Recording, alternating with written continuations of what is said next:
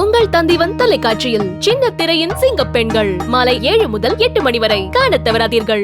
மதுரை மாநகரில் முதல் முறையாக 100 வார்டுகளில் காவல்துறை பொதுமக்களை இணைக்கும் வகையில் 150க்கும் அதிகமான வாட்ஸ்அப் குழுக்கள் உருவாக்கப்பட்டுள்ளதாக மாநகர காவல் ஆணையர் லோகநாதன் தெரிவித்துள்ளார்.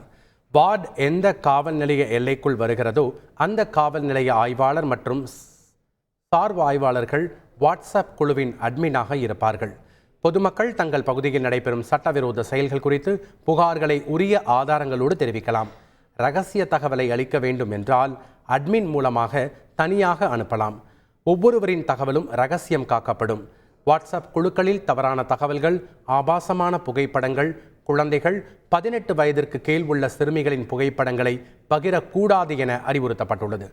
வாட்ஸ்அப் குழுக்கள் மாநகர காவல் ஆணையர் அலுவலகத்தில் உள்ள கண்காணிப்பு அதிகாரிகளால் கண்காணிக்கப்படும் என வாழ்த்துச் செய்திகள், அரசியல் பதிவுகள், சாதி மதங்களுக்கு எதிரான பதிவுகளையோ மோதல்களையோ தூண்டும் வகையிலான பதிவுகளையோ பதிவிடக்கூடாது. சட்ட ஒழுங்கு பிரச்சனை, சமூக விரோதிகள் நடமாட்டம், போதைப் பொருட்கள் விற்பனை, பெண்களுக்கு பாதுகாப்பில்லாத சூழல் உள்ளிட்ட தகவல்களை அனுப்பலாம். குழுக்களில் பகிரப்படும் தகவல்களை உறுப்பினர்கள் வேறு குழுக்களில் பகிர்ந்தால் நடவடிக்கை எடுக்கப்படும் என மாநகர காவல் ஆணையர் தெரிவித்துள்ளார். உங்கள் தந்திவன் தொலைக்காட்சியில் சின்ன திரையின் சிங்க பெண்கள் மாலை 7 முதல் 8 மணி வரை காணத் தவறாதீர்கள்.